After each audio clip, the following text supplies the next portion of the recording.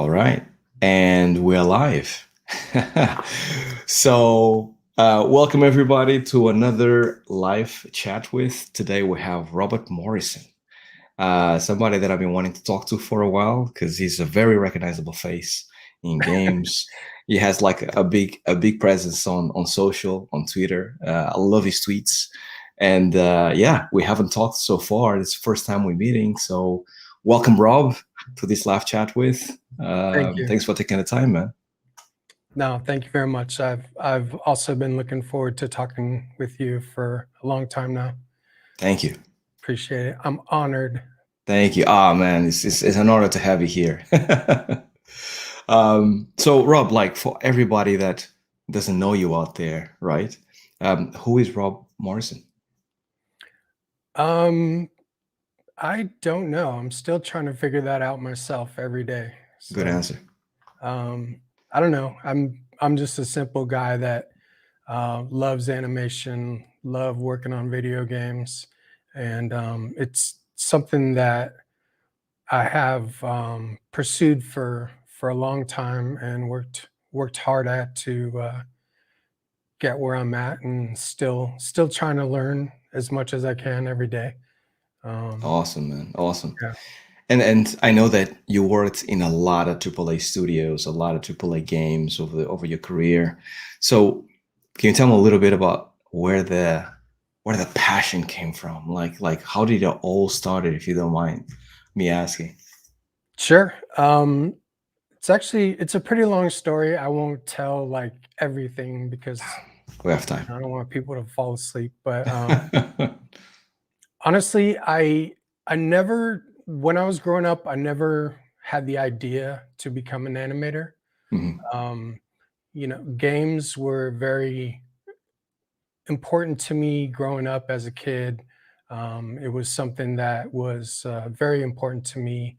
It was an escape for me Mm. growing up. We all have our challenges growing up, but so I before I became an animator, I was working at the Academy of Arts in San Francisco.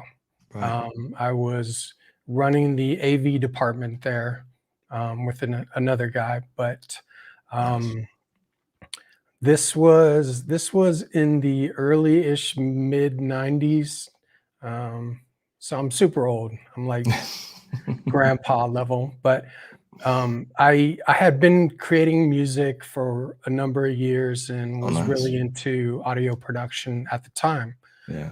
So I landed a job interview at Skywalker Sound at Lucasfilm Ranch. So I Epic. went up to the interview. I don't know how I landed the interview, but somehow I did. It was for a sound mixing position. Was this in the Skywalker Ranch itself? Yeah. Wow, that's great, man. So back then, they had everything was pretty much consolidated at the ranch. Yeah. Um, so I drove up for the interview, and like a total dummy, I wore a suit for some reason.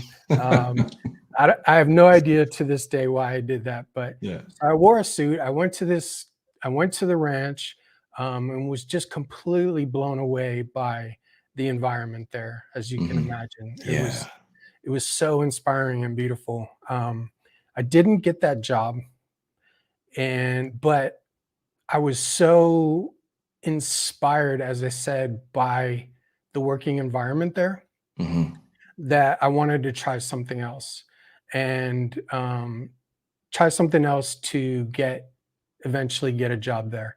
Like a lot of people, Star Wars was something that I really loved. So I wanted to work at ILM. For sure. That's actually been a dream of mine for many years. It's never happened, but um, so that's what inspired me to start at the school because I was working there. I was able to take a free class, and the school had just formed a new 3D program. Mm. So I enrolled in their first 3D modeling class, and just found that it was something that fascinated me, and it was something that seemed to come naturally to me Yeah. working in 3D. So I eventually kept taking classes, and they had a animation program as well that at the time, I'm not sure how it is now, but at the time it was actual Pixar animators and ILM animators That's that were great, man. teaching the courses. Yeah. So I was And this able is to study. before Animation Mentor, before the online classes, right? Yeah, but the founders of Animation Mentor, who I'm friends with, Yeah. Sean, Carlos, Bobby, Legends. they all went to the same school. They were Mm. they were a few years, couple years later than me, I Mhm. believe. But yes, at that time, we were very fortunate to be able to study under Pixar animators and ILM people. Nice. So I just did the best I could in my classes, of course, and eventually got hired um, by well, I worked on 3 games while I was still a student at the school, and was hired out of school by a former ILM art director who was teaching classes there. Mhm. So he went to a new startup and hired me, and then I started working in studios from that point. Um, but prior to that, I was just doing some contract stuff for a couple games Right. um, while I was still studying as a student. Long story short, I eventually just worked my way up through the industry, working on different games and bouncing to a few different companies along the way. Um, Mhm. Eventually worked my way up to lead animator at Digital Anvil, which was Chris Roberts, who um, it the he has Cloud Imperium, Star Citizen. That's Yeah, his Robert's. Yeah, current thing. Robert Industries. Yeah, yeah, yeah. Mhm. So at the time, I was hired at his first studio, which was Digital Anvil, Mhm. here in Austin, where I'm currently at.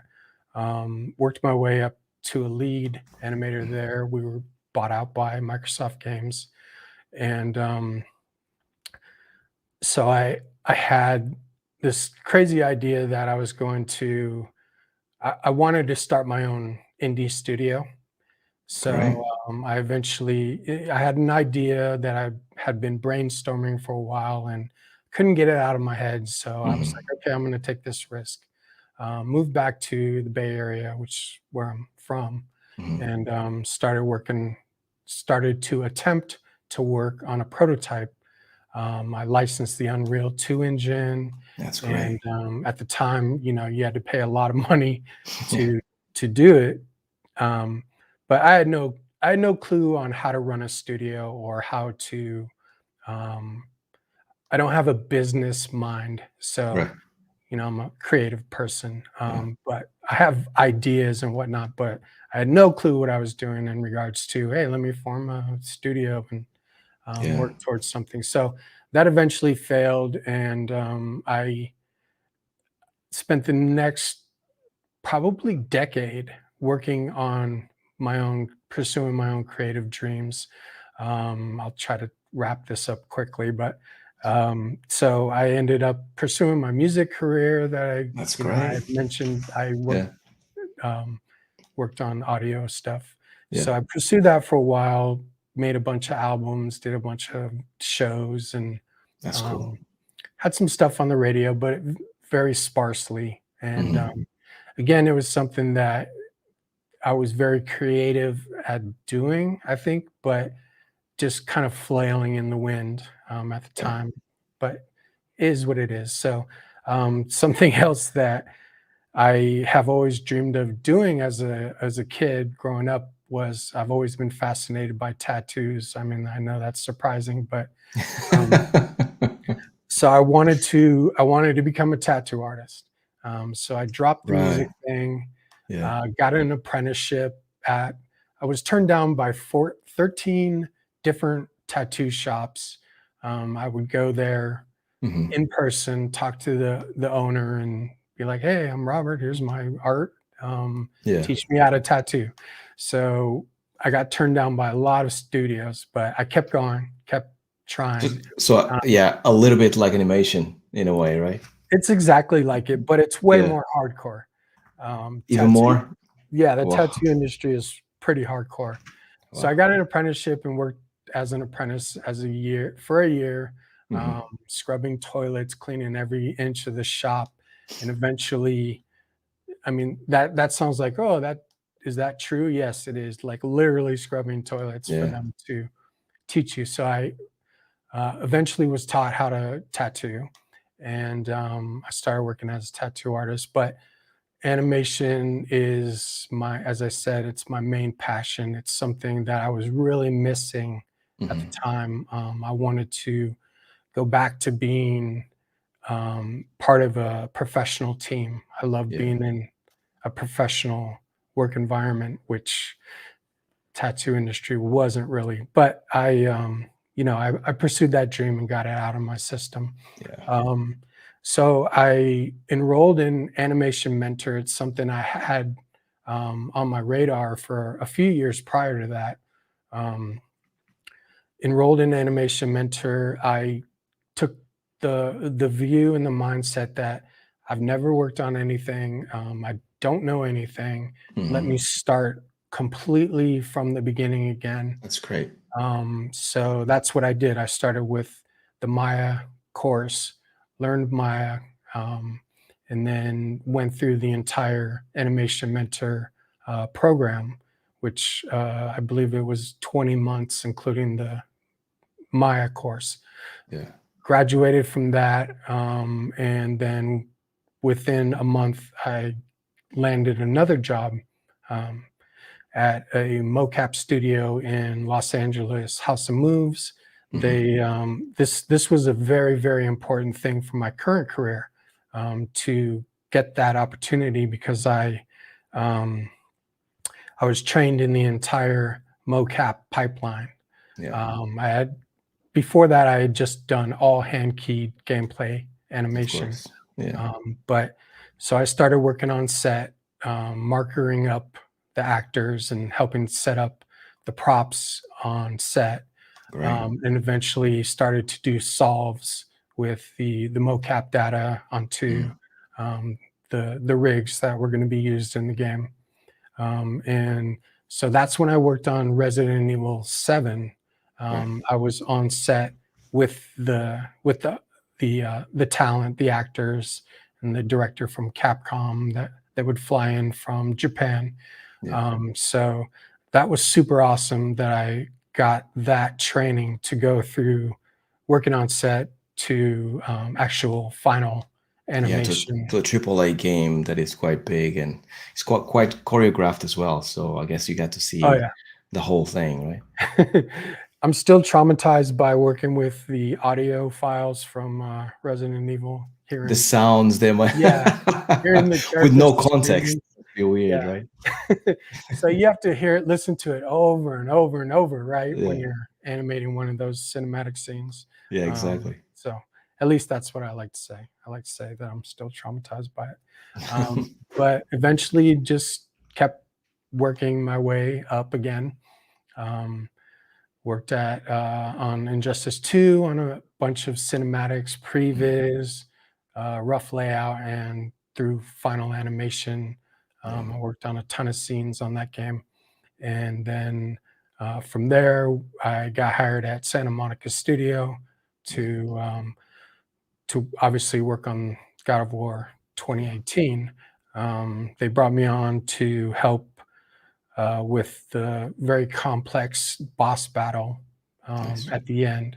So that was awesome. I actually applied there a couple times. They never even got back to me. And then this is why networking is really important, Yeah. as you know. Yeah. But someone that I was working with, a lead at a gentleman named Jeff, was lead at the previous studio on Injustice 2. He got hired at Santa Monica and Mm. then recommended me there, which Nice. was very nice. But Yeah. so, yeah, I worked on some really complex scenes that definitely challenged me, which is what I love. And then when my duties were complete at that studio, Mhm. um, got hired at a studio here in Austin, Certain Affinity, and worked my way back up to a lead animator. So when I left the industry, I was lead, and my goal was to work my way back up to Yeah, become a makes lead sense. again. Yeah. And now I worked on basically a bunch of gameplay animation there, all hand keyed, a little bit of mocap, also did acting in suit, which is super fun, of course. Yeah. And this story is hella long. No, it's good. It's really good, man. But yeah, so I wanted a new challenge, and PlayStation. I applied actually for a gameplay position at PlayStation, Yeah. and they were like, "Nah, we don't. I think we're gonna pass for Yeah. that." But then they're like, "Well, we have this cinematic animator position. Uh-huh. We think you'd be a good fit for." So um, I got the job working That's on great, man. cinematics. That's honestly the thing that I tend to, as I mentioned to you, I do gameplay and cinematic animation, Yeah. but I think for me it's a little bit more interesting to do the cinematic work. Yeah. I love very complex cinematic scenes where it's hmm just like, holy crap, how am I going to do this? How am I going to Yeah. make this happen? Plenty of And then, characters interacting, right? mhm, Yeah. and eventually, it's a team effort, and Yeah. eventually it comes together, and that's super satisfying for me. Um, Completely, man. but I do also love gameplay. There's different levels of satisfaction, different challenges there, right? I get it, man. I get it. I've done both, and like I cannot knock one for the other because they're both challenging in different ways, and you also get like satisfaction from seeing it in game in a different way as well, right? Because when you Absolutely. actually finish a cinematic, goes into engine, gets rendered nicely, and is part of the story, and you get to see like I worked on that thing for a Mhm. long time. You only see it for a few minutes, where you're like, the amount of work that it took to actually get this one thing to be attached to this other thing. It's a lot of work. So yeah, I get it, man. Yep. No worries. And there's no cheating in gameplay animation, Yeah. right? Because I can't cheat something to the camera, which is something we do often Yeah, yeah, in cinematics, where it's like, yeah, yeah, nobody's gonna really see this, so why not? Let yeah. me just. Work to camera. Work to It's not camera. actually touching the thing, but it looks like Uh, it is yeah, in exactly. in the camera view. Yeah, Yeah. so it's a different challenge. Completely. So, yeah, I just wanted to give a shout out to everybody out there watching this. Thanks, guys. Plenty of questions coming through for Rob, which is actually really, really nice. I'm going to leave them for a little bit because I have questions for Rob first. Then I'll come back to you guys, and then we can ask some questions to Rob. But like, obviously, you have a lot of experience in different fields. I really appreciate the fact that you kind of like left your passions and then came back to them later on. And I also love music, and this was the passion that I was pursuing before animation as well. Mhm, So I get that as well. mhm. But like, do you feel for all animators out there, because there is such a thing as animators, especially if you actually haven't seen anything else except for animation, um, there's something to be said about getting inspiration and experience from another industry that is not animation that then inspires you to be a better animator. Do you find that with tattooing and also with music? Do you find that actually helped you to become a better animator? Absolutely. Yeah. I think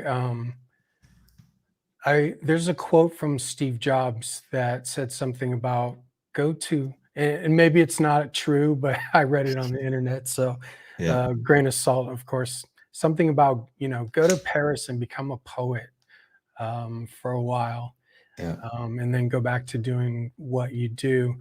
But yeah, absolutely. I think any experience is going to be useful. Um, and I talk a lot about failure mm, on Twitter. LinkedIn, because it's something that I have personally failed a lot in a lot Mhm. of these things that I've pursued. Completely. And, in the past, I would kick myself and be like, um, take it personally. But as I have matured, I've learned that this is natural, this is normal, and it's Completely. actually a good thing Yeah. to fail at different things that you try. Yeah. Um, because you're going to learn all these different lessons, and these are things that you can then um, implement into the things that you're actually good at. Like animation's probably the only thing I haven't really failed at. Mhm. And even though it's been super difficult and it's always a challenge, every animation is always a challenge. There's never a point where I'm like, oh yeah, I don't know if I could swear. I almost swore. It's fine. Uh, I'm never gonna be like, "Yeah, I got this. I'm gonna own this." Yeah. It's always, "I'm gonna do the best I can at this, and hopefully it turns out well."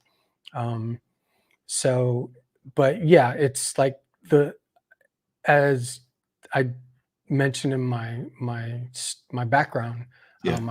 I have had 2 different journeys in animation, and, I think a lot of it's due to the instruction that I got at Animation Mentor, which I Yeah. love. It's Yeah. They're great. m- Great school. absolutely the Mm.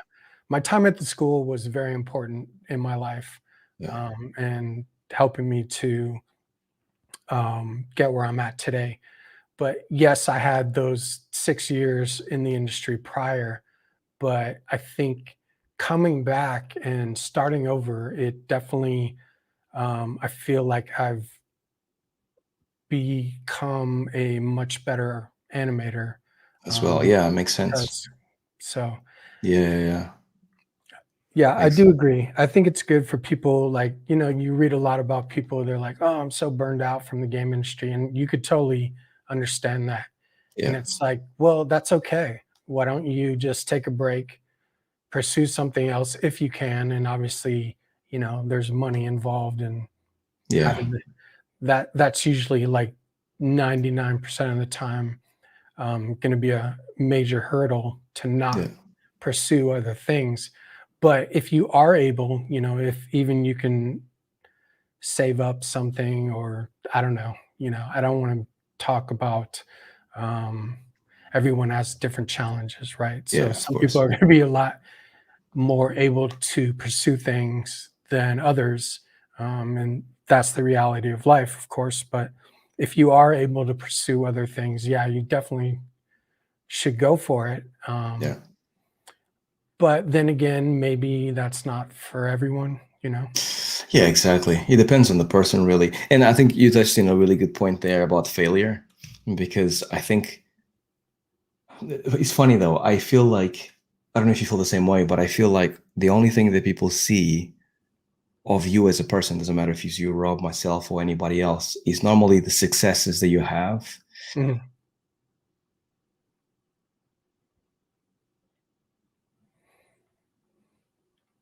I think I lost you there. Hello, We're back. we're back. I don't know exactly what happened there. Can you see me okay? I can now. Yeah. Yeah, okay.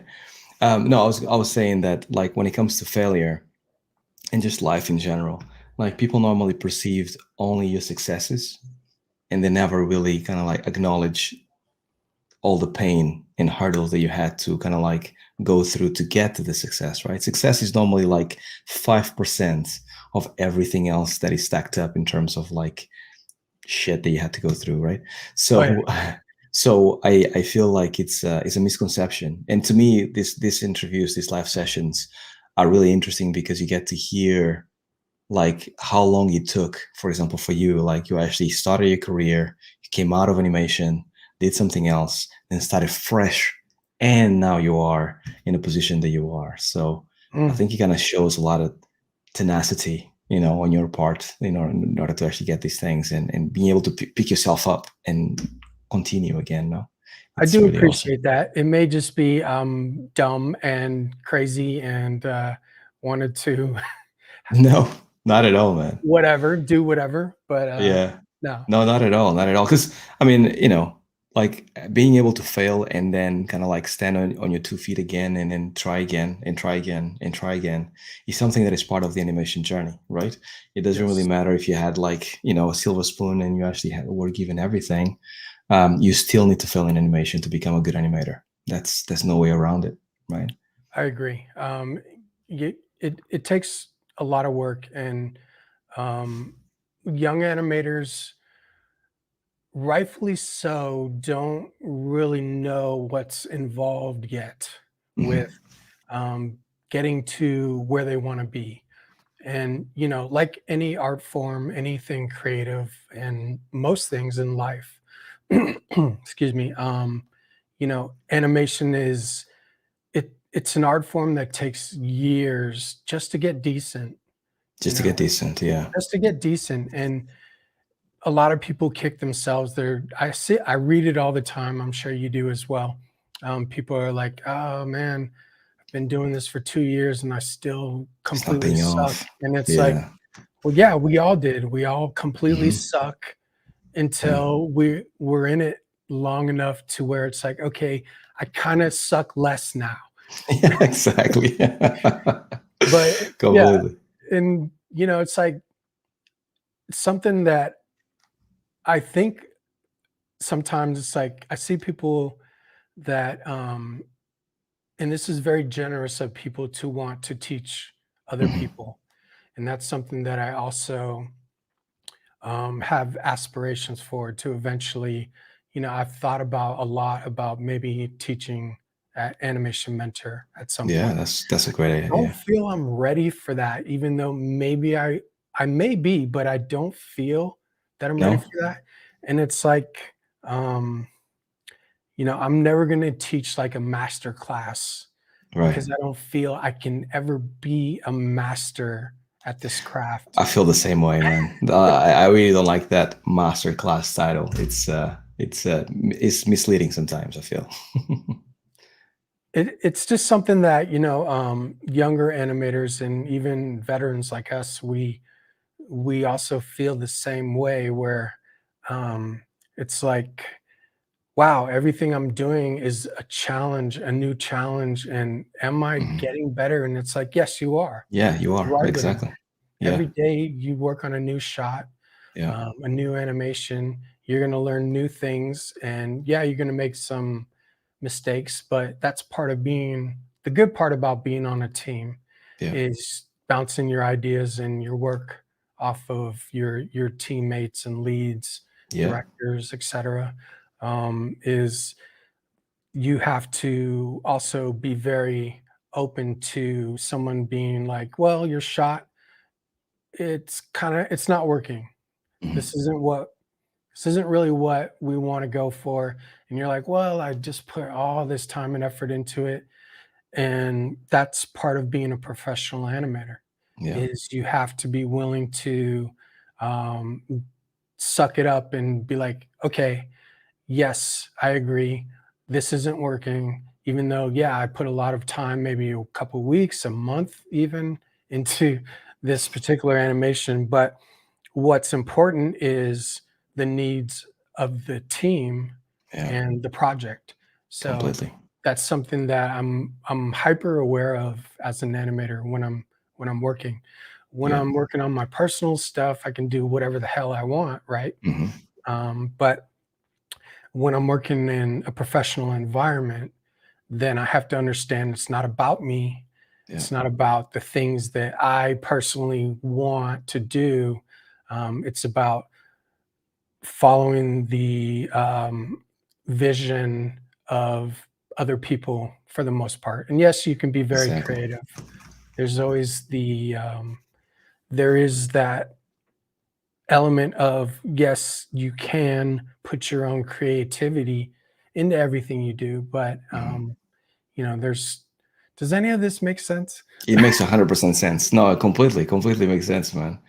Yeah, because I mean, like the thing that I see a lot of juniors doing, and I think the knowledge that you just dropped is really good for anybody that is starting out in the industry. Is that when you first get started, and especially your supervisor, lead, whoever tells you that the shot is not good enough, there's like a innate reaction that pretty much all juniors, all like animators are starting in the industry go through, which is trying to justify why you did it, why you did things the way you did it, in order for your lead or supervisor to understand that the shot is not good, right? Mhm.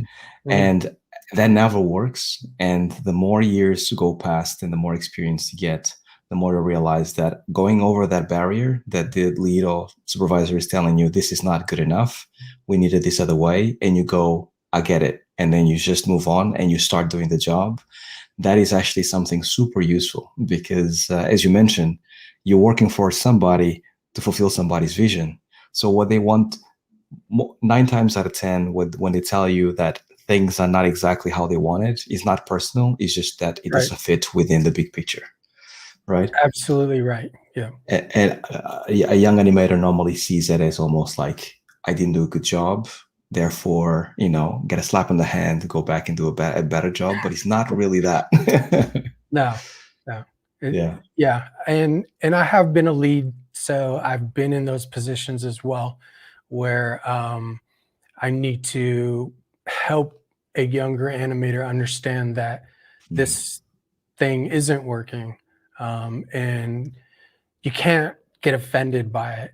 It's not like, oh, I just want to bring this person down today. And Yeah. maybe there's some people like that. Yeah, maybe there is. Yeah. Maybe people in some of the studios that are like that. I just want to Yeah.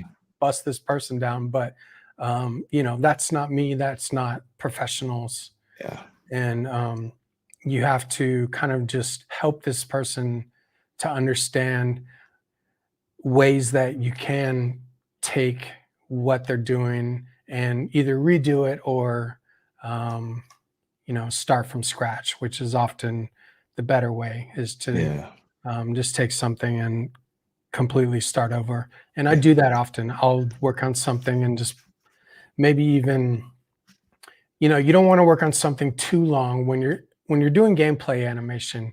You want to get something as soon as possible to the designers, so you're prototyping, right? It's an Mhm. iterative process where Yeah. you don't want to sit, and this is something I had to relearn as well, um, that you don't want to sit and noodle stuff and massage Yeah. stuff too much, polish too much at the at a particular stage of development.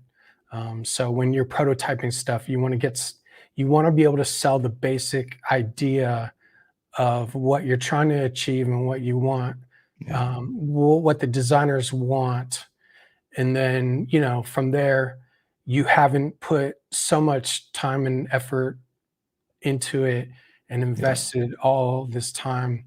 Yeah. And then you Uh, feel really bad when somebody tells you this is not good enough, right?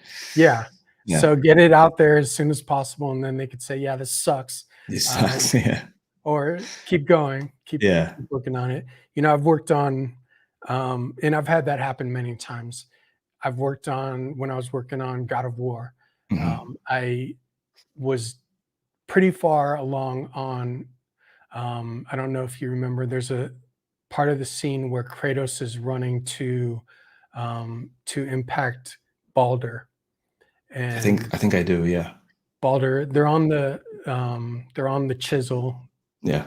and so initially I had animated it, and there's mocap there. There's a base of mocap, but it's by the time I'm done working with it, it's completely different. Of course. Yeah. But I don't like to give the impression it's like, yeah, I hand keyed every single thing here.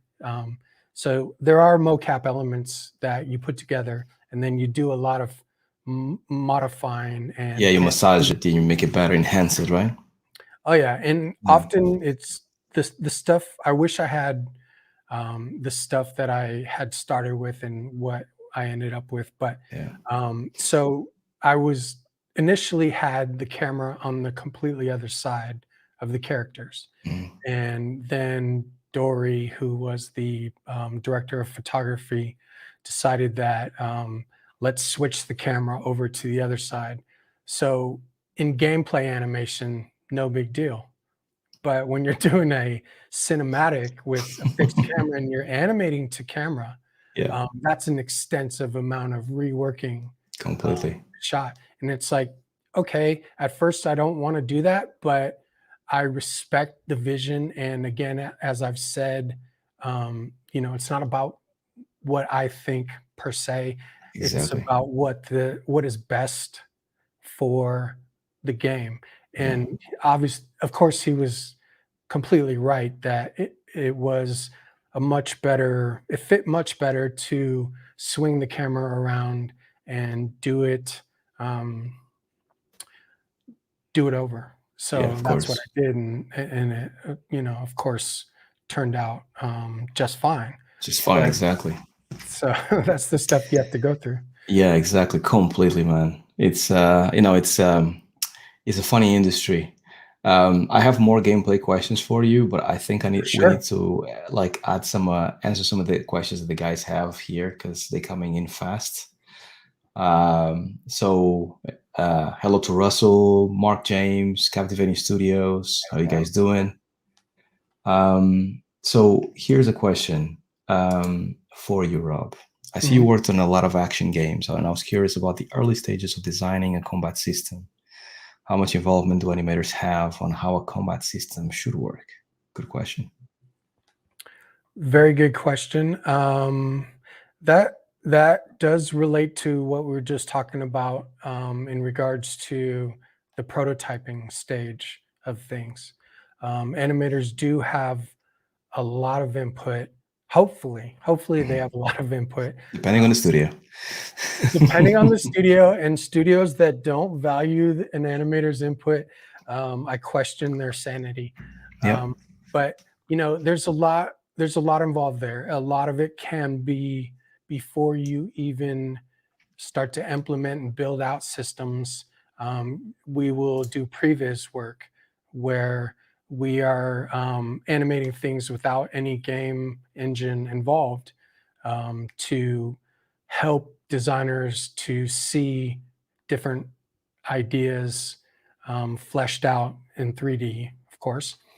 And so, depending again on where you're at in production, a lot of us will do that kind of previs work first, and then we will start to implement. If it's a game engine that's already been utilized on previous projects, a lot of the systems are already built out to where us as animators can just jump in and start um, implementing animation assets. And if not, then sometimes we will actually, as animators, help build out those blueprints. Um, it's not something I'm very well versed at to build blueprints and that kind of stuff. I have coworkers who are much better at that sort of thing, but yeah, there's that process as well that uh, we will work closely with designers to flesh out ideas and start to iterate on ideas. And Yeah. some often it's like, okay, you guys did all this work.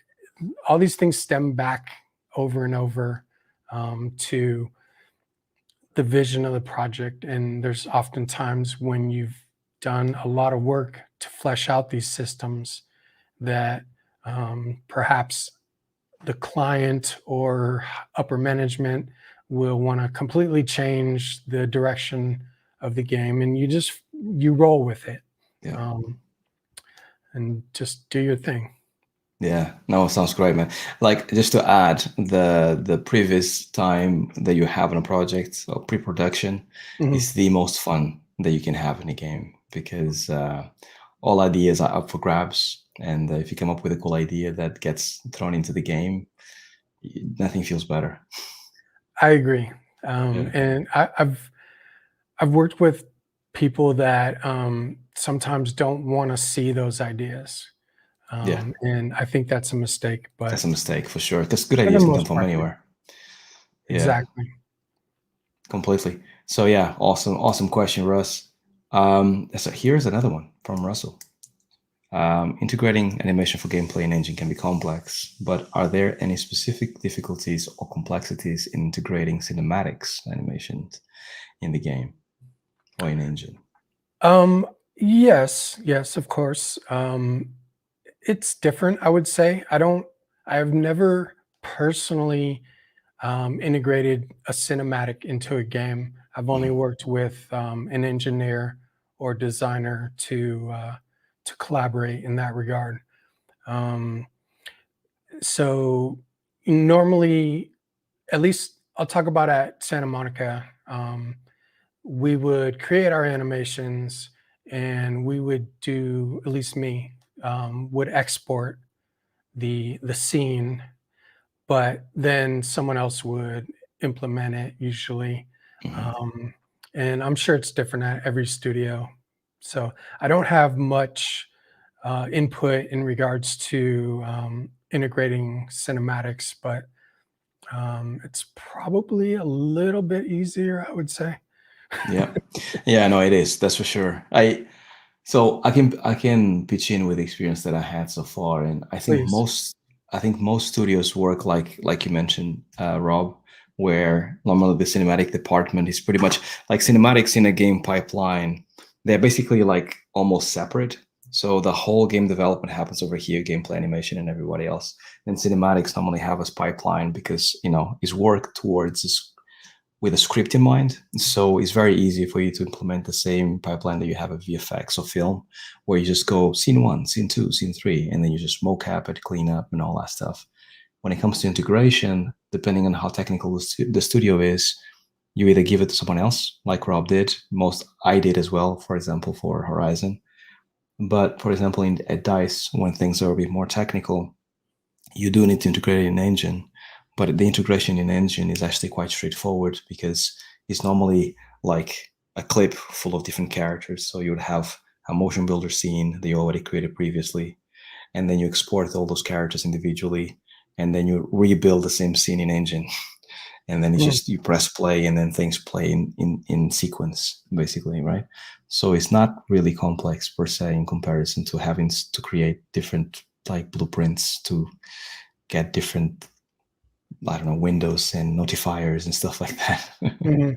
At least as an animator, just from my personal experience, and to to um, reiterate what Harvey is saying as well.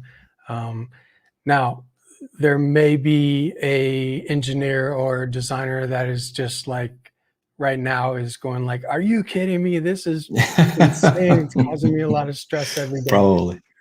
Yeah, probably. But A they little are the bit best. easier for us as animators, I think, but They make it super easy and they are like unsung heroes for us, that's for sure. Because they make a lot of the stuff that we do, especially in animation, like all the mm, systems that we are talking about before, creating complex animation combat systems. They normally tear their hair out when they see things, and we're like, "You want to do what?" mhm. And then they have to kind of like make sure that it all works in game, which is not a fun job, I'm sure.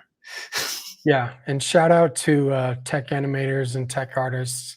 As Uh, well. can't do Yeah. anything without you guys. So 100%. 100%.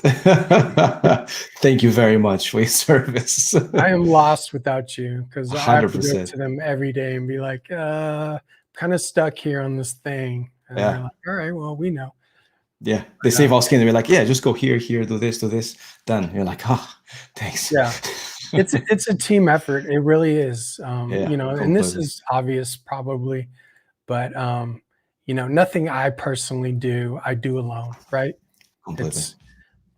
It's there's so many people involved in what we do, and it's like um, sometimes people are like, "Oh, you did an amazing job on this thing," and it's like, well, that's because I had an amazing team Yeah. working together with me on this Especially thing. in games. Especially in games. Yeah. You never do the one thing yourself. 100%. Yeah, but that's what's fun about it. And if everything was easy, that where's the challenge in that, right? Yeah. Completely. completely. Um, Here's one for you specifically, since you actually had so much experience to get to here where you are right now. Any places where you find inspiration for animations, for your animations? Um, just life in general. Um, there's so many things that I watch, and I know a lot of people right now are talking about Arcane. Haven't Mhm. seen it yet. I'll probably start tonight, but it's like the work that everyone else does is always inspiring. It's like, wow, how did you do that? Yeah, I Yeah, totally suck, but maybe one day I'll make something that yeah. cool. You feel But horrible, and then you're like, okay. yeah, it's, honestly, one of the most important skills. It's weird to call this a skill, but as an animator, is your ability to observe. I think is one of the most important things. Mhm. You have to be able to not just see life and yeah, it goes by and you take it in, but you have to analyze what is going on. When you every time I people walk, I'm studying the way they walk. Mhm. And it's like sometimes in the past I've had to tell someone, look, if I'm watching you walk, it's not weird. It's just I'm studying the way you're moving Yeah, for an animation. That's all. But yeah, that goes back to what we were talking about previously at getting different experiences, um, completely. doing different things because you really have to hone your ability to observe what's going on in life. And you know that's part of what we do as animators, and it's super annoying for significant others and people that don't understand when you're Yeah, like watching a movie or something with a person and they're just like enjoying the movie, but you as an animator, you're like um, studying and critiquing everything that's and going on. rewinding a lot. It's like, have you seen that thing? Just like you're just walking. But yeah, I mean that's just life in general is where I get it.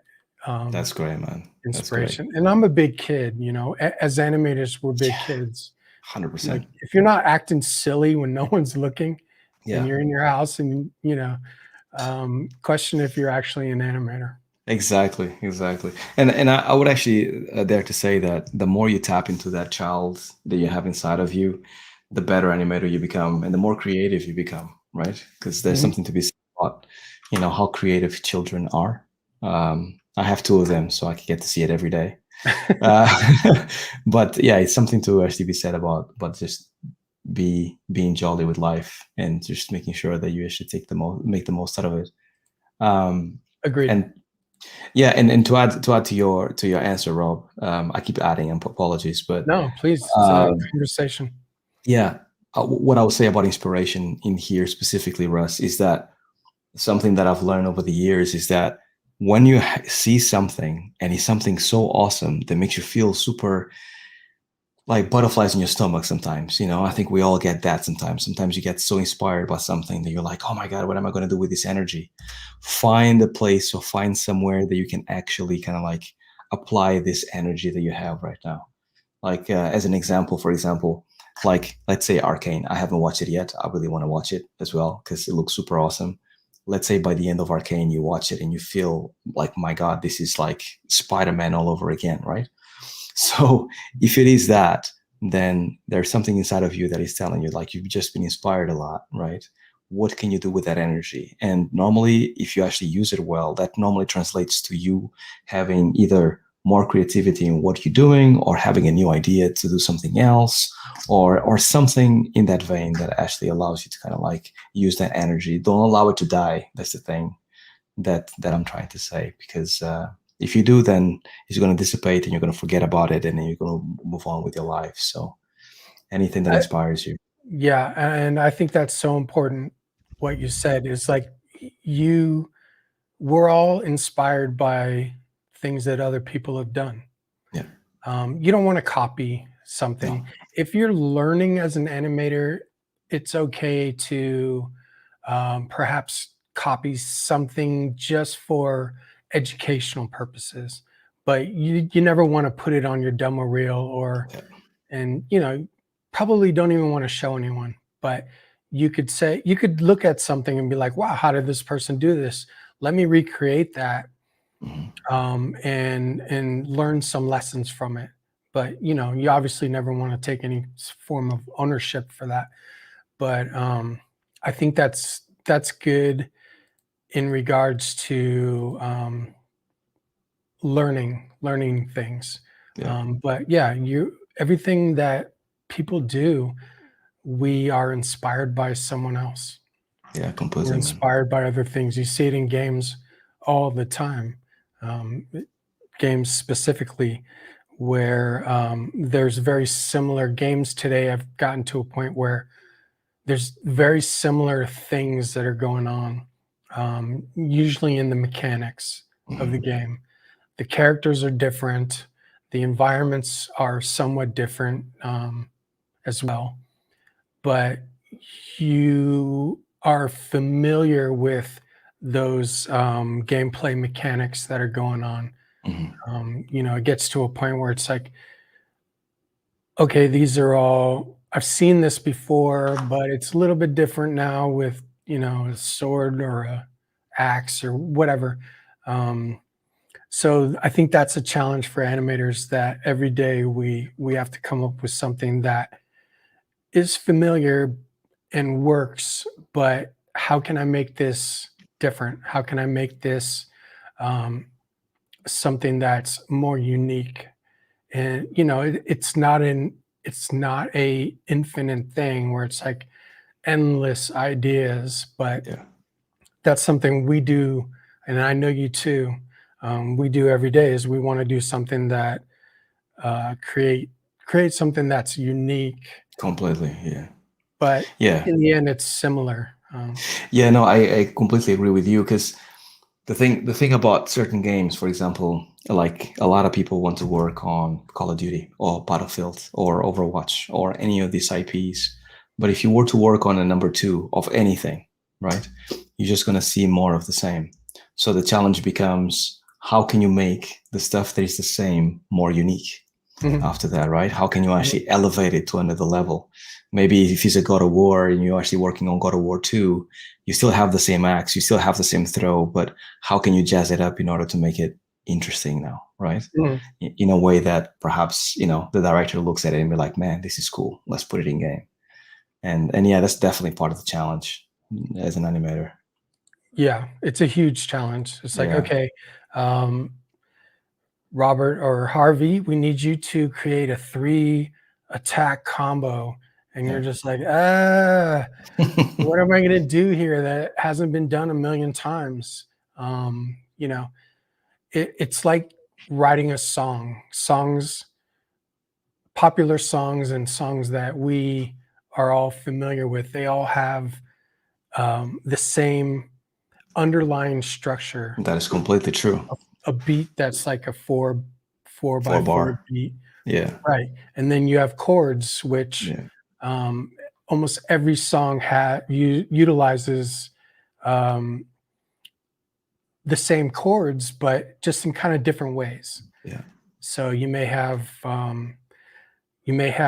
to think about that as an animator as well. It's like, okay, I need to do something that's unique, but let me kind of think about structures that are already working in Yeah. other games. And I know animators do that, but Yeah. But I mean, that is a challenge. that's a great analogy though, like, because yeah, you kind of working with the same tools as everybody else, right? Like, you're not rewriting the story, like the formula. The formula is there. You just have Mhm. to play with it in order to actually make sure that something else comes out that is like interesting with the same formula, right? So I Yes. think that's a really good analogy. And that's something that, as a cinematic animator, you also are very mindful of things that have been established throughout the history of cinematography and filmmaking. Mhm. Those are things I need to keep in mind as a cinematic animator. Framing of the characters and how different scenes will um, play prior and after that particular scene that you're working Yeah. on. There's so many things. Um, the camera is a character in its own right, Hmm. but you don't want to be crazy with the camera. You want to kind of you want to think of what works and what has been established and what is familiar to us as a viewer. um, the cinematic language of filmmaking is something that gameplay animation, you don't need to really think about that so much. But when you're working on cinematics, that's something that you also have to study and be mindful of, is Yeah. how do I frame this shot? How do I move the camera so it doesn't just feel like it feels natural, if that's what you're going for, of course. But there's so much involved there, and I see a lot of younger animators, they don't understand yet Hmm. the language of cinematography. So, you see it so much, the character jumps up in the air and hits a pose and then comes flying down. Yeah. And the camera's just going all over the place. So why does the camera move? Yeah. Who's moving the camera? Is anyone moving the camera? Is it handheld? Is it more of a Completely. traditional, it's on a tripod, rails, whatever, crane? Yeah. Um, that's something that when I'm watching films, I'm studying that as well. I love to watch like old Hitchcock Oh films. man, master. He did so much with so little. Agreed. So that's another challenge in its own right. Mhm. Yes, you're working on a video game, but you are creating film level work in the game. So it's something that I also recommend to younger animators. I'm usually telling them, hey, learn how to work with mocap, but Mhm. also learn how to animate the camera. Yeah. So that's Completely. interesting. And there's something to be said about like what you mentioned before about learning about it and like just looking, like reading books, studying it, like really like diving into this.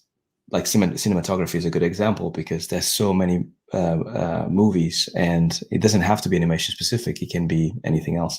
But I do think that once again, since we're talking about inspiration, that a lot of people actually go for whatever is fresh now and how did they do it now. And then if you do some of this on our game or on our film or whatever, then it should work because people love that, so we're going to do more of this. But specific in film, there's so many books written about, for example, Hitchcock or like the biggest like directors out there that of yesteryear. Like if you study them and then you start adding some of that stuff within your style, within your animations, within your camera moves, all of a sudden things look fresh yet again because that stuff is timeless, right? Mhm. And sometimes people are not thinking about that, so you can take that as part of inspiration, fusing with your own stuff, and then make something else out of it. And I think that actually goes for anything in animation because sometimes you have to look outside of animation in order to actually get the most out of it. Yeah, and this is funny to me. I don't know if it's funny to anyone else, but so when I was working on those cinematic scenes for God of War, Mhm. um, the camera is all hand keyed, and something, since it was a handheld, that was the vibe that we were going for, or the style, Yeah. that it was a handheld camera. I have to do a lot of camera shake as well. So my favorite show is The Office, and they do a lot of handheld. I mean, it's literally all handheld All hell camera. hand. Yeah, yeah, exactly. So I was like, okay, I need to study this further, the handheld camera shake. Mhm. So, I'm studying The Office to For see God of how the War. camera is moving for God of War. Yeah. Yeah, you would never think about that correlation, but it worked, I guess, right? Mhm. Yeah, It exactly. absolutely does. And Yeah. it's like, it's really difficult until you kind of understand, okay, how am I going to learn this? Mhm. And the one thing that I found was, if I watch the frame of the camera, I'm trying to do it here on the video, but if I watch the frame of the camera as opposed to what is here, like what is here is good for the framing of a shot, Yeah. but for shake, it's hard to see what's going on. But if you watch the frame, the outer frame of the scene, then and then reference it next to an object that's in the scene, then you could see how the camera And is how actually much? That's a good shaking. tip. That's a And really it's good like, tip. wow, okay. So that's Yeah. something I study when I'm watching any sort of show or film. That's great. I'm seeing how is this moving. Yeah. Yeah, it's interesting because the audience is always looking at the middle of the shot, right? Like they never pay attention to what's going on around. So for Mhm. you actually having a look at that, so you understand how much or how little the camera is shaking must have been useful. Because at the end of the day, we are the camera's goal is to be invisible to the audience. Doesn't matter if he's shaking or not shaking or if he's moving a lot. If you notice the camera, then you normally failed. Normally the camera is there for you to actually kind of like, take you as the audience to a place and never be seen. And unless you break the fourth wall at that point, yes. If you're Deadpool, then good stuff. Absolutely. Yeah. Yeah. I Yeah. agree with that. You don't want people to notice. And that's something that I've learned from other people as well, is you don't want people, just what you said, you don't want people to notice the camera like, Yeah. oh, why is the camera doing that?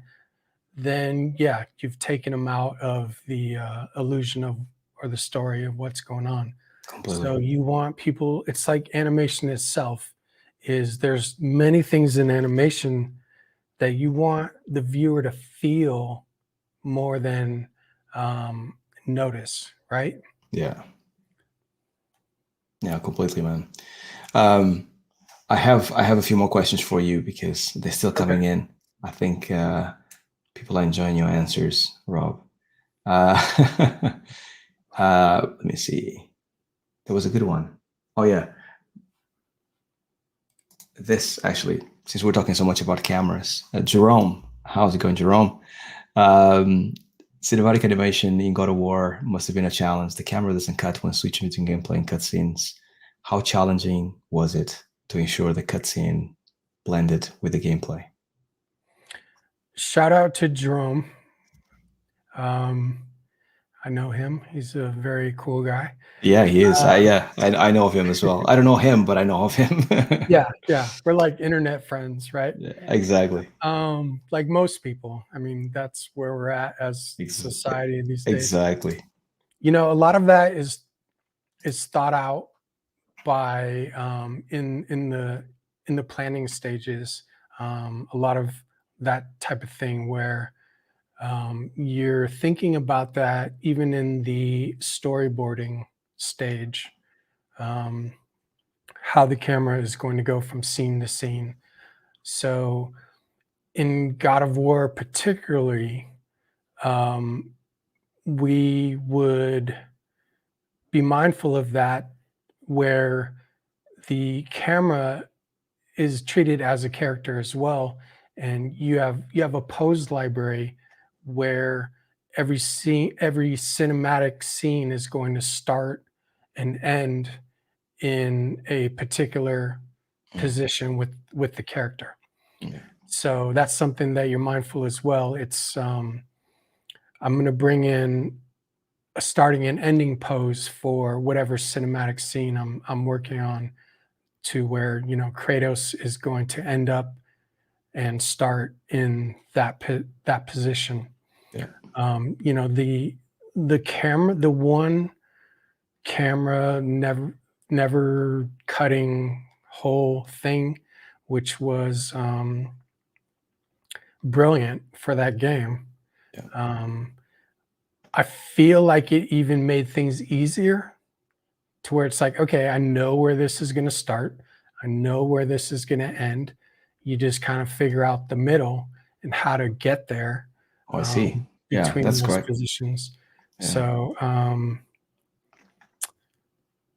yeah, Cool. Cool. No, good answer. Good answer that's though. how it blends. Yeah, exactly. um, Chromosome, welcome. Do you have different rigs specific for for cinematics? That's obviously going to be different for different games. I think these days they're the same. I don't know how every other game has done it. You may have different rigs inside of actually Maya or Motionbuilder, whatever you're working in. But seems like today most games are just using the same rig. The same assets. I agree. Yeah. But they may swap in very quickly something that's a little more high res. But again, things these days are look so good that in the past that's probably much more prevalent. But today, I think it's just seems like every game is using the same rigs. I'm not sure what you're doing, Harvey, but no, it's the same. Yeah, like consoles nowadays are so powerful that you can use the same assets and still have really good cinematics. What happens sometimes is that like you have the same skeleton, so the animations and the rigs they use in Maya are exactly the same. But then in engine, what happens is that if you want a quick close up or something that is a bit more like high res, like that mesh, just the outside mesh gets swapped to something a bit more high res where you have a little bit more detail, or then you have a specific facial rig in order to get more detail on the face as well. But those things, we try to keep them to a minimum in order to actually use the same assets all over. Because if you use the same assets all over, it makes the whole pipeline and working in game much easier for everybody. agreed. Yeah. You're right. Here's a bit of a curveball. Have you ever considered working in another industry, VFX and film? Yeah. Actually, I initially wanted to become a film animator. I studied film animation. And that was kind of that was what I was planning on doing. When I initially went to film school, the Academy of Arts in San Francisco, this is something I beat myself up for a good 20 years. But so one of my instructors was a Pixar supervising animator, and took me out to dinner and told me, all you have to do is finish your student film, and there's a good chance that we can get you in to Pixar. That's amazing. Yeah, that's pretty cool. It seems amazing, but I didn't finish my student film because I was already working on a video game at the time. Yeah. I was working on a PlayStation game. Yeah. And, I was just like, whatever. I didn't understand what Pixar was about to become, because Right. this was when Toy Story was in development. Oh, I see. So it's before Toy Story came out. Before it came out. So, Yeah. I didn't understand the scope of what was kind of in front of Yeah. me here. Yeah, because I remember the times, because I must have been about, I don't know, 17, 18 at the time, because it came out in 97, was it? 97? It sounds right. 97, yeah. So I must have been 15, 16. But I remember at that point specifically that I was like into animation, illustration, and there was a lot of talks about like the computer can now do 3D geometry and 3D animations and stuff. And there was some examples that some movies had, and they all used to end up with like George Lucas and Star Wars because they actually demonstrated it back in the day. But yeah, I think everybody had the same feeling about Pixar, right? Because they talked about it, they hyped it up and all that stuff, and Steve Jobs and left Apple, but no one really know what Pixar was to become until Toy Story came out. And I feel super old even talking about this right now, so thank you. No, sorry to interrupt once again, but like I feel like I'm 41 now, so I feel like anybody around my age or maybe even slightly younger, like we all trained to be film animators, and then at some point it switched into gameplay. Nowadays, there's a lot of people that come out of university straight away. I want to be a gameplay animator, but being a gameplay animator was not a thing back in the day. It's definitely different, but, as I mentioned, I love games, so, Yeah, at the time, I didn't really care. I just wanna be an animator. you Um, just wanted to animate no matter yeah, the industry, right? yes, I love games. Yes, I love films, but, wow, I get to be an animator every day? Cool. I don't care where I'm doing it, For sure. um, at the time. Yeah, But as I said, yeah, I kicked myself for a good 20 years about that. I was like, "Wow, I could have probably gotten yeah. into Pixar." I mean, who knows? Maybe not, but, um, Exactly, man. it Yeah, was the there. path is the path. I mean, it's easy for me to say it, but I understand what you mean because it must have haunted you for a while, that sentence, right? It did, but then I was like, "Okay, well, that's just the way life is." Completely. Maybe I would've worked on a couple films and then been like, "Eh, this isn't for me." I don't know, but, Yeah. I mean, initially, my dream was to get into ILM, and that I pretty much gave up on that dream at this point, but, Yeah.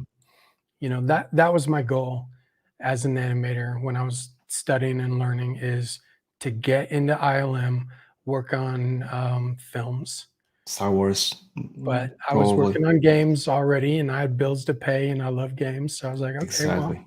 let's just run with this." Exactly. See, what's funny is I feel, and I say this in pretty much all the interviews, anyways, but I feel like, like if you when you read The Illusion of Life, or when you read about Walt Disney in the early days and the Nine Old Men and stuff, the feeling that I have all the time is that they were like super nerds that were into animation, and no one really understood what they were up to. They just loved it a lot, and Mhm, for them, in their minds, animation is gonna be the biggest thing ever.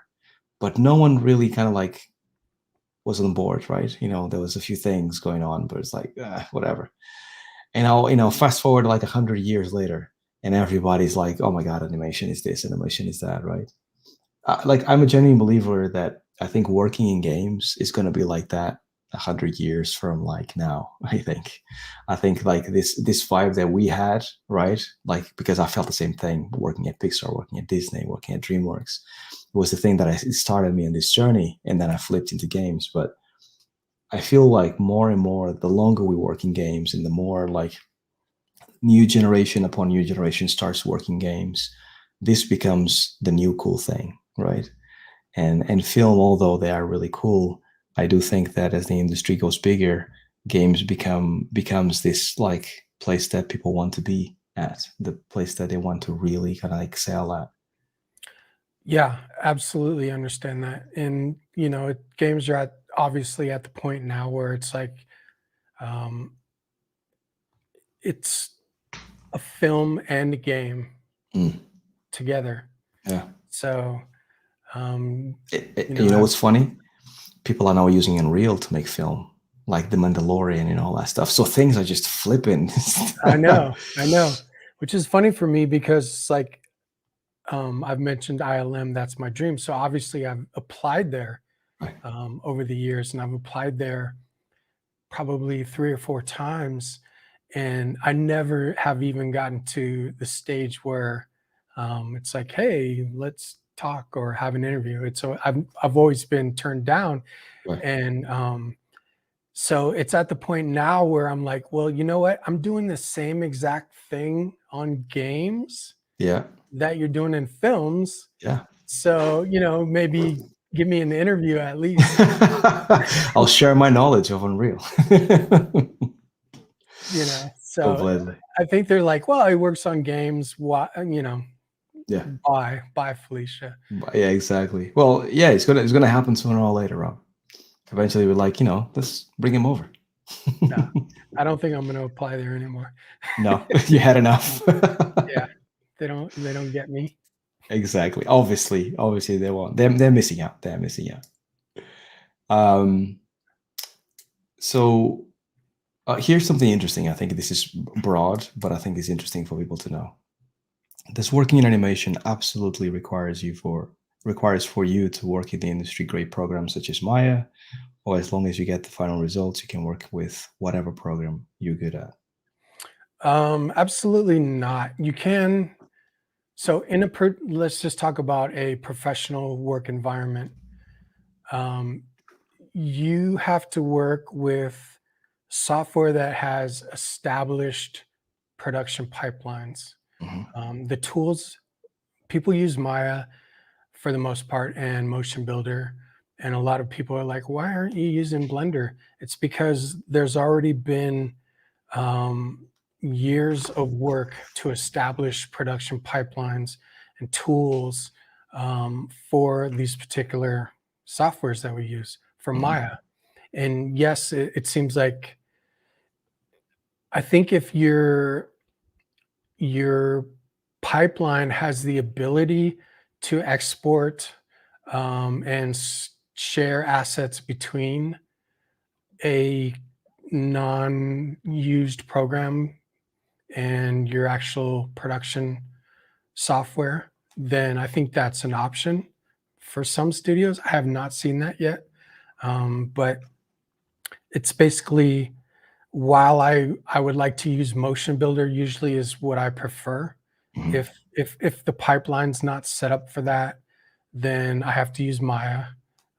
So I think it's good to, software comes and goes, and I think it's good to just understand more about the principles and the craft itself, as opposed to what software you're using. Because we used to use, I've used Softimage for production, 3ds Max for production, Mhm. Alias for production, um, Maya, Motionbuilder.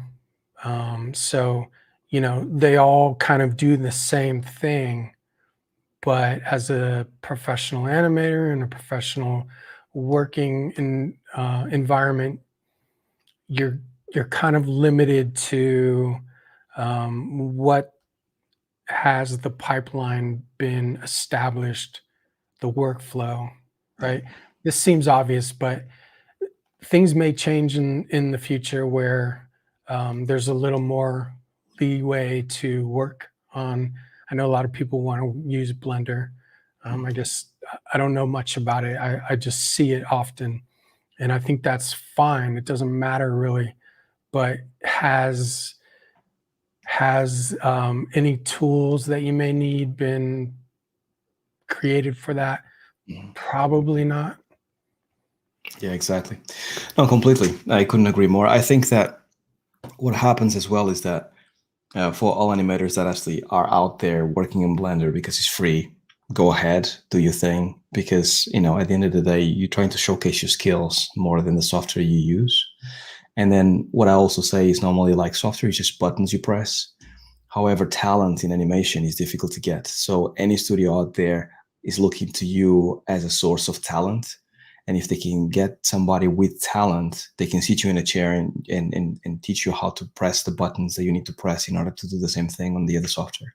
So it Mhm. really doesn't matter if you're doing Maya, 3D Max, or whatever, because they are there for you to have the eye for animation for either film or games or whatever you actually decide to actually go into.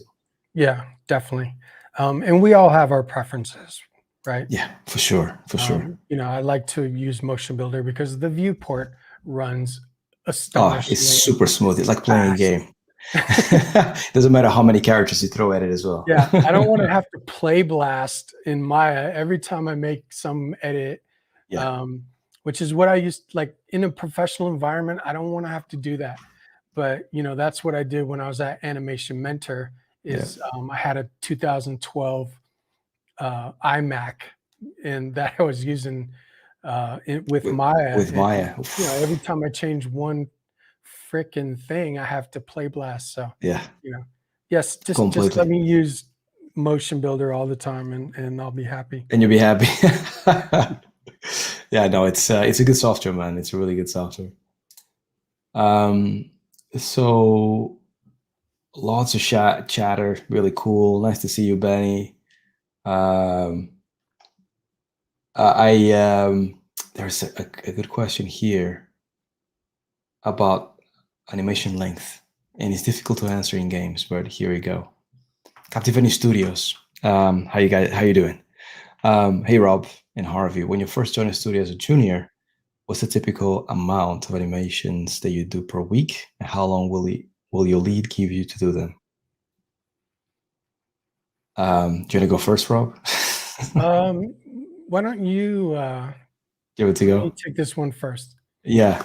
Well, yeah, it's tough. It's really tough to because it really depends on the studio. It depends on the project, what kind of animations you are doing, the engine that you're using. Um, there's so many variables into to this question because the difference between in games in comparison to film is that film has a very linear pipeline, right? So normally you have a script, you have a storyboard, and then you get to do animations. So based on those three things, you can have a cadence, and based on the cadence, you can find out how many animations you have to do and at what speed. That's what old animated like Banana Man used to do, etc., etc. With games, because you have an engine and because you don't know how long a game is going to take, well, you know more or less, but and you also don't know how much animations, how long animation is going to take because you are looking for a feel more than a specific animation. You also have the technicalities of it all. So you have coders, you have design changing their minds from time to time. So there's a lot of back and forth going on all the time, especially in pre-production. When you get into production, the things are a bit more established, and then you know a little bit more about how much time is going to take you. But I like to give the example of Battlefront. When I worked in Star Wars Battlefront, when we got to production, there was almost like a formula that we had, and it was basically like could spend about 3 weeks working on a brand new faction of a trooper, and then you could spend about 3 months sometimes working on a brand new hero. And the reason why is because you have to capture all the moves, you have to clean up all the moves, you have to implement all the moves for a hero. It's very unique. They have to feel different, they have to act different, they have to have different emotes, different entries in the menu. There's all kinds of stuff that needs to happen. While a trooper, you can like they basically dress different, they walk kind of the same, but they have to have different abilities, right? So then you're just working on the abilities, and that takes you a few weeks. So yeah, it's kind of complicated. I don't know if that answers the question, but maybe Robbie can share more experience there. I honestly don't think there is an answer to the question. Um, it, it's as Harvey said, it's going to vary in every way. There's a thousand variables, and honestly, it's not something that I particularly am fond of in video game development. This is this is more of something you would likely experience working in a film studio or TV, more for like TV production, I Yeah, think. especially TV. Yeah, Yeah, for sure. But if I don't like to work like that. I yeah, don't think that's positive um, in mentally as or physically in any way to where it's like this is a hard deadline. How long is you need to get this done within this time. yeah. And unfortunately, I'm probably I don't know what it is, but it's not something I personally like when I'm working on something. Mhm. Yes, there are time frames and there's production needs that you have to get certain assets done within certain time frames, but that you may not get it done as well as you would like because we're human, we're not machines. Yeah. So I might be going off on a tangent here. No, no, no. I agree with you 100%.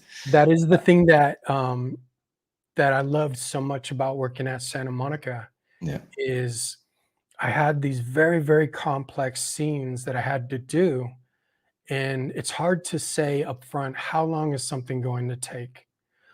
So the production team there was very flexible, and obviously I can't just take my sweet time and just be like, yeah, I'll get to this when I get to it. None of that, of course, but Mhm. the they gave me the time I needed to take to create what I needed to create. Perfect. So, and that's the way it has to be done. If you Yeah. want the highest quality work, you have to, and this is not always realistic for, for, there's milestones, right, that need to be hit Mhm. so that the publisher or whoever's paying for things can say, okay, yes, you've accomplished this particular thing. Here's more money so you can keep working on it. And if you're just like, well, I'm taking my sweet ass, No, it's my fine. sweet, my sweet time to do this, then maybe that won't work out. But I guess the point of what I'm saying is I think you get the best results from my experience when you let professionals, creatives do what they know they have to do Yeah. without harking on them all the time. Like, hey, is this done? Is this done yet? Is this done yet? Yeah. Dude, chill. Let Yeah. me take the time I need to make this great.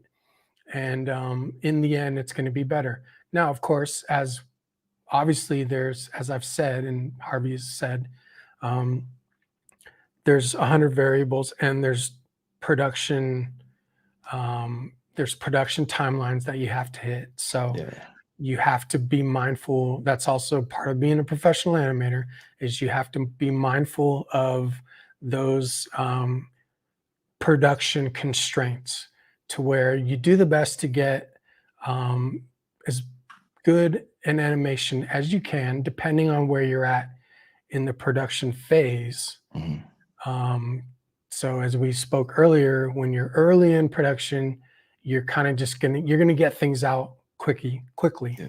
and then iterate on it if needed.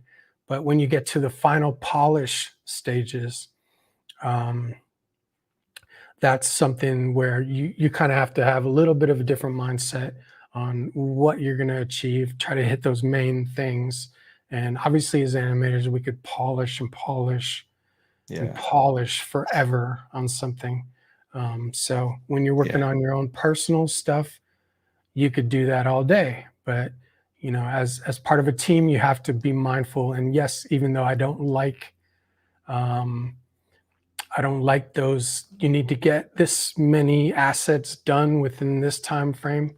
It's not really what I'd like, but you have to do your best. Exactly. Yeah. At least give, because yeah, like there's something to be said about being creative. In order for people to be the best, have the best creativity possible, they cannot do it under the whip, right? No. They cannot do it and like, being pushed to be creative all the time. Never worked for anybody. So I agree with you in that sense, because like having a team, as long as you plan things correctly, you can actually plan things so people have time to actually create, and then different people create in different ways. So some Mhm. people are faster than others. Take that into account as well, right?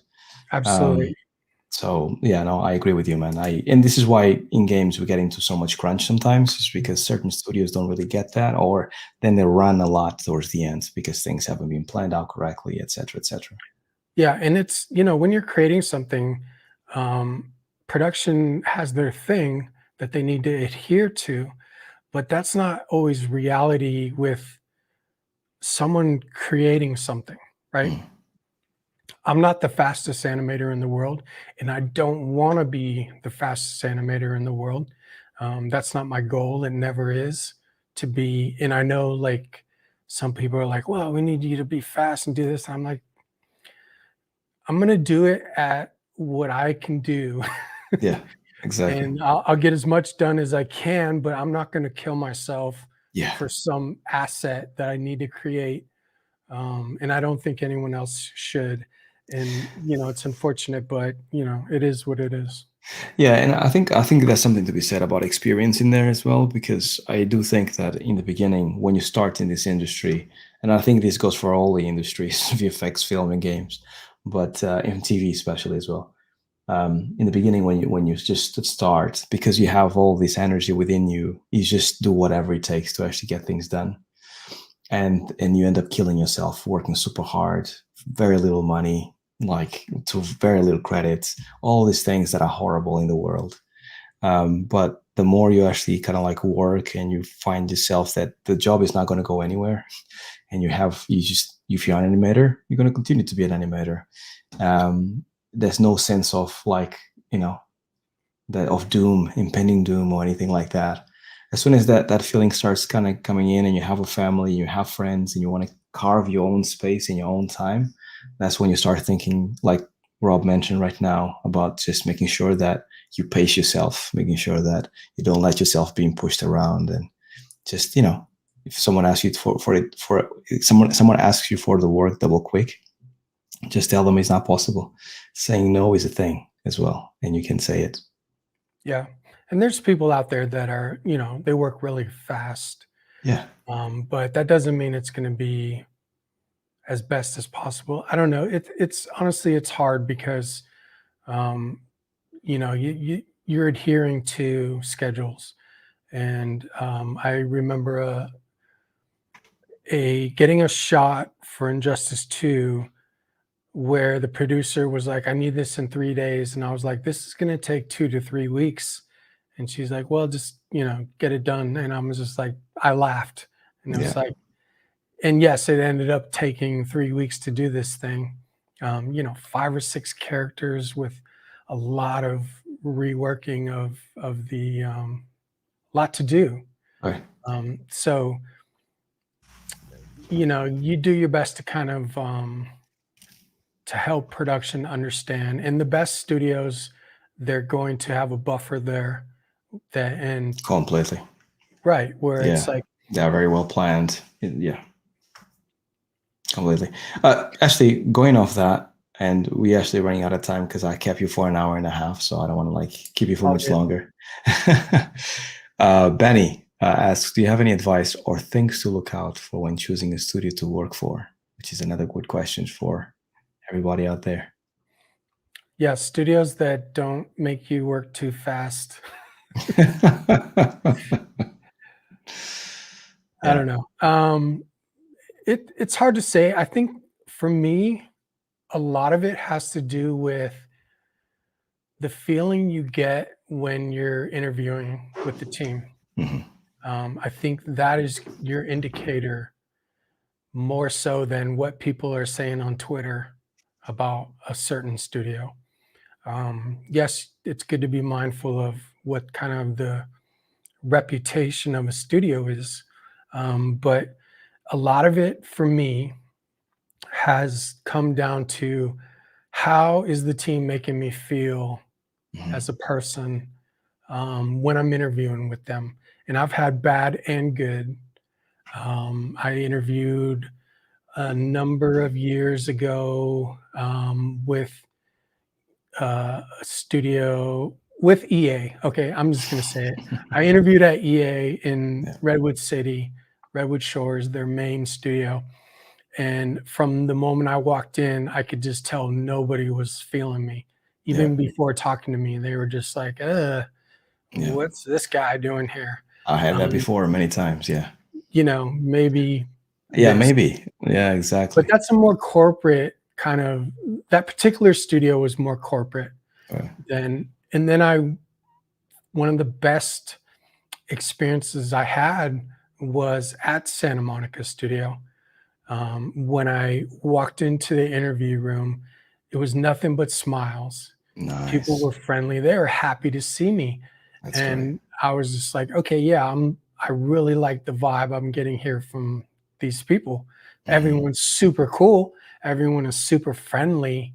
And, you could see it, right? Whenever you go somewhere, how is someone reacting to you? Completely. So that was awesome for me. I was just like, okay, no one gives a crap about the way I look. It's just like who I am as a person. And we all have to deal with those things with different, obviously I'm probably one of the few that has a tattooed face, but we all have those biases from other people that completely. And at different levels. I'm not comparing my experience to anyone else's.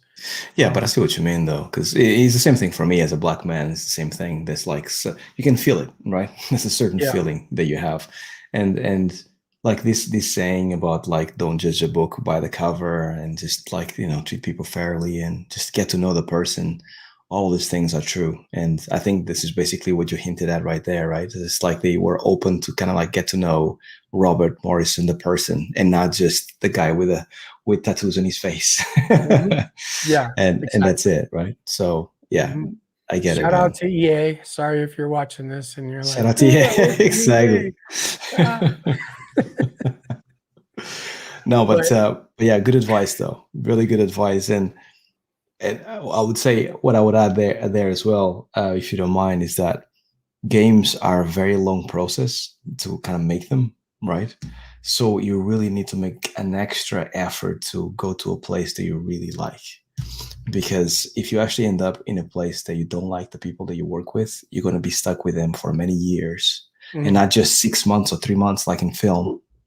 And that is going to like be really detrimental for you as an artist, especially as a young artist, because you're going to end up at the end of the journey, you're going to be absolutely destroyed, and your dreams are going to be crushed, and it's going to be horrible. I agree. And here's one of the most important questions that I ask. I tend to try to flip it a little bit and interview the interviewees a little Mm-hmm. more than All right. I get interviewed. And yes, I'm fortunate that I can kind of pick and choose studios. But not every studio is going to hire me by all means. Mm-hmm. But what I will ask the team is I'll ask them, at least this is something I'll ask even more these days, is what's your crunch culture like? And Mm-hmm. the only answer I want to hear is we don't have a We crunch don't have a culture. crunch culture. If you're like, Love well, it. sometimes Yeah. it's like, Yeah. I don't want to hear that. I just want to hear we don't have a crunch culture. That's So it. if you're We not hate telling me crunch. that, No one crunches then here. yeah, if that's not if you give me any other answer where it's like you're trying to justify your crunch, Yeah. then you've got some issues there, and I'm probably going to pass on you. Yeah. 100%. I And this couldn't agree literally more. happened like before I went to PlayStation. Yeah. Okay. No, I'm glad you actually dodged that bullet. Uh, Been oh, by the dodging way, bullets my whole life. your life. By Tom, how's it going, Tom? Nice to see you here, man. There you go. See, you have nothing but great comments, Rob. I'm very thankful. Yeah, Tom is another amazing animator and really, really cool guy. He was here as well. We interviewed him before. Yeah, Tom is a good dude, coworker of mine.